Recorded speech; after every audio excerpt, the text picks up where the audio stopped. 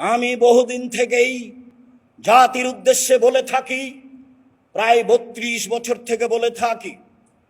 বর্তমান যারা সরকার হচ্ছেন তাদেরকেও বলতে চাই, এখন করণীয়র ১ নম্বর করণীয় হচ্ছে এদেশের জাতীয় সঙ্গীত বাতিল করতে হবে।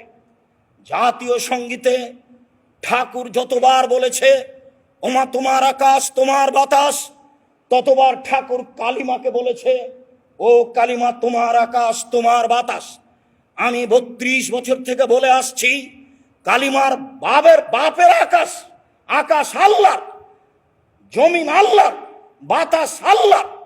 কখনো মুসলমানের সন্তানের মুখ দিয়ে এই সঙ্গীত বের হতে পারে না, অসম্ভব।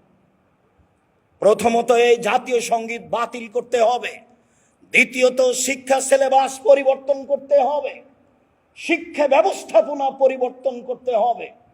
আমি ৩২ বছর থেকে বলে আসছি, আমার জানা অনুপাতে ১৯৭১ সাল থেকে নিয়ে এখন পর্যন্ত এই দেশে কোনো শিক্ষিত মানুষ শিক্ষামন্ত্রী হয়নি। তাতে আমি বলেছি এই দেশের পাঠ্য বহু বই পুস্তককে টয়লেট পেপার হিসেবে ব্যবহার করতে হবে। আমিও বলছি এই বই পড়া তো বহু দূরের কথা, এই বই আমাদের ছেলেমেয়ের হাতে দেওয়া তো বহু দূরের কথা। এই বইকে টয়লেট পেপার হিসেবে ব্যবহার করা অপরাধ। এই বই টয়লেট পেপার হিসেবে ব্যবহার করা অন্তত মুসলমানের জন্য এটা শোভনীয় নয়। সম্মানিত দিনী ভাই বোন, যেটা আরো আমি বলেছি, এই দেশে এমন একটি আইন বাস্তবায়ন করতে হবে যেখানে অন্তত প্রথম শ্রেণী থেকে অষ্টম শ্রেণী পর্যন্ত ছেলেরা কোরআন মাজিদ পড়তে শিখে পড়াতে বাধ্য করা হয়, সেখানে থাকতেই হবে। সম্মানিত দিনী ভাই বোন, আমি কথাও বলেছি, এই দেশের সংবিধানে একটি আইন থাকতে হবে যেখানে শরীয়ত বিরোধী কোনো কর্মকাণ্ড গ্রহণ করা হবে না। এই আইন সংবিধানে থাকতে হবে। সম্মানিত দিনী ভাই বোন, কথাও বলতে চাই, এই দেশের সরকার ইলেকশনে হবে না, সিলেকশনে হবে। হিন্দু মুসলমান বৌদ্ধ খ্রিস্টান টোকায়ের ভোটে সরকার নির্বাচন হবে না। সরকার নির্বাচন হবে জ্ঞানীগুণী সুশিক্ষিত বুদ্ধিমান হুঁশিয়ার মানুষের পরামর্শে। যে আদেশ করেছিলেন অর্ধ পৃথিবীর খলিফা কুশাগর বুদ্ধিজীবী রাজনীতিবিদ ওমর, তিনি বলে গেছেন পৃথিবীর মানুষ পরামর্শ করে খলিফা নির্বাচন করিও, নিজে থেকে খলিফা নির্বাচন করিও না। জাতিকে এইভাবেই খলিফা নির্বাচন করতে হবে। সম্মানিত দিনী ভাই বোন, এদেশের শিক্ষা প্রতিষ্ঠান কলেজ বিশ্ববিদ্যালয়কে রাজনীতি থেকে মুক্ত করতে হবে। কোনো ছেলে শিক্ষার নামে কলেজ বিশ্ববিদ্যালয়ে পড়তে গিয়ে যেন রাজনীতি করতে না পারে, এইটা চিরদিনের জন্য বাতিল করতে হবে। সম্মানিত দিনী ভাই বোন, আরো বলতে চাচ্ছি, এই দেশে যত স্বাধীনতার দোহাই দিয়ে মূর্তি ভাস্কর্য বানানো হয়েছে তাকে ভেঙে চৌচির করতে হবে। ভবিষ্যতেও যেন আর কোনোদিন কেউ জাতীয় সম্পদ দিয়ে মূর্তি ভাস্কর্য নির্মাণ না করে, এইটা সংবিধানে লিখিত থাকতে হবে। সম্মানিত দিনী ভাই বোন, মূর্তি ভাস্কর্য কত খারাপ তা তো জানেন।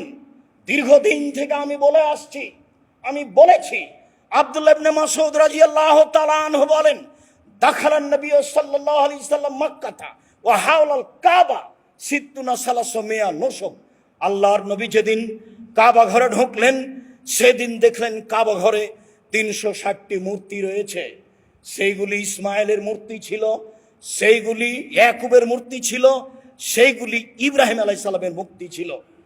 ইব্রাহিম আলাইহিস সালামের মূর্তি ছিল ফাজালা ইয়ানো ওতোহা বিয়াউদিন ফিয়াদিহি।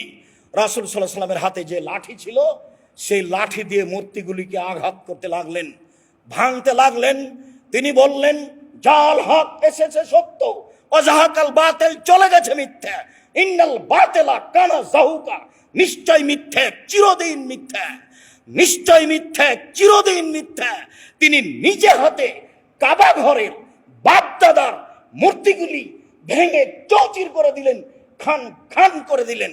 আলী রাদিয়াল্লাহু তাআলা আনহু বলেন, রাসূল সাল্লাল্লাহু আলাইহি সাল্লাম আমাকে বললেন, আলী লা তাদু তিমসালান তামাস্তাহু, আলী ছাড়বে না কোনো পৃথিবীতে ছবি মূর্তি, সবকে ভেঙে খান খান করে দাও।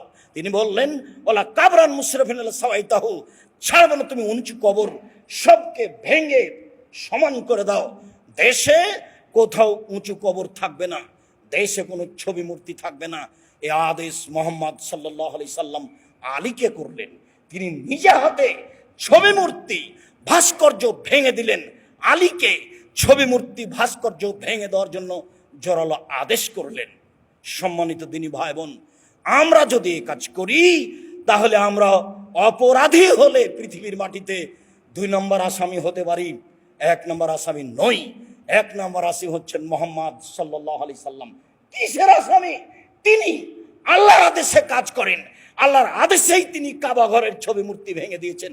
মুসলমানের বাচ্চা, পুরুষ হোক আর নারী হোক, কিয়ামত পর্যন্ত তাদের হাতে কখনো পৃথিবীর কোথাও কোন স্থানে অন্তত মূর্তি করতে পারে না। সম্মানিত দিনী ভাই বোন, বিষয়টি জোরালোভাবে নেওয়ার জন্য অনুরোধ জানাচ্ছি।